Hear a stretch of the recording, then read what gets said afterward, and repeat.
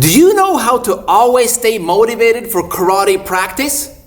If not, this video is perfect for you because today I'm sharing 3 scientific secrets for always maintaining a high level of motivation in your karate training. Keep watching.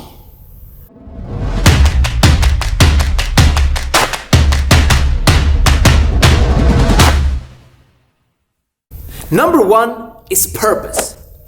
You need to have a constant sense and a clear sense of the purpose of your karate training. Question yourself, are you practicing karate to compete, to become a champion, to win medals and trophies? Or are you practicing karate because you want to have self-mastery or self-defense or to get in shape, or do you do it as an exotic hobby, or is it a business? There are many different reasons to practice karate, and knowing the reason, having a purpose will give you the meaning for your training that you need to maintain a high level of motivation. And sometimes the reason you start karate is not the same reason to why you continue practicing. Your purpose with training can change, and that's entirely fine as long as you know it. For example, when I started practicing, the reason I did karate was because my parents did it. Meaning I didn't choose karate, karate chose me. But then as I grew up and I got a little bit smarter, I had to figure out my reason or my purpose with training. Because my parents had their reasons for having me in class, right? So find your purpose. Number 2 is progress, a sense of mastery. If you don't feel like you're constantly moving forward in your karate training, then you're gonna lose motivation. This is where belts come in, because a lot of people are motivated by belts. And that's good both in the short term, as in getting the next belt, but also in the long term, because we have that black belt looking at us on the horizon, right? But belts are external, and it's better to have some type of sense of progress or mastery internally, meaning find different things that you want to improve and work on those. Karate is such a big spectrum that you can just focus on different individual things for certain periods. For example, you can choose to enter a competition and just focus on improving a specific kata.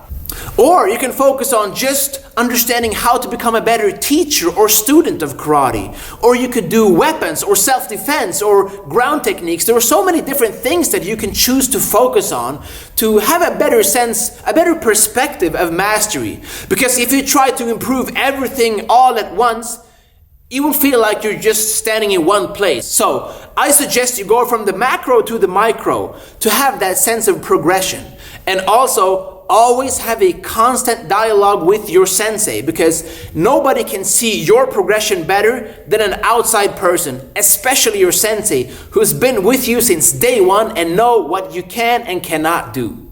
The third and last thing that you need to maintain a high level of motivation in karate training is autonomy.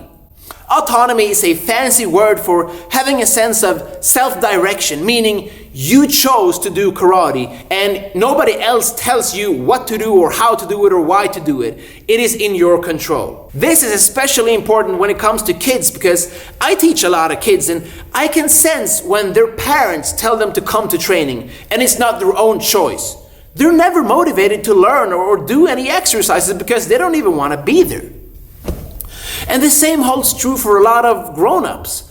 You have to understand that you have ownership of your own training, because you could be anywhere else on the world and so could your sensei, but you chose to be here and now, so make the most of it. These 3 keys, a sense of purpose, progression, and autonomy, need to always be present. That being said, we all have our ups and downs. You can't be expected to be a world champion at each and every training session, right? So make sure to have a routine or a habit of always going to class, the same time each and every week, because we as human beings are creatures of habit.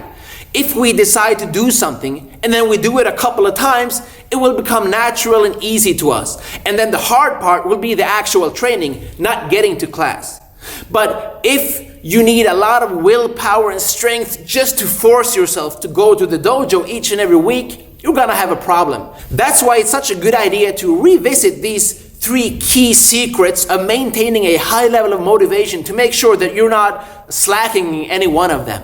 I hope this helps you maintain a high level of motivation to keep practicing and improving in your karate journey. Train hard, good luck, and have fun.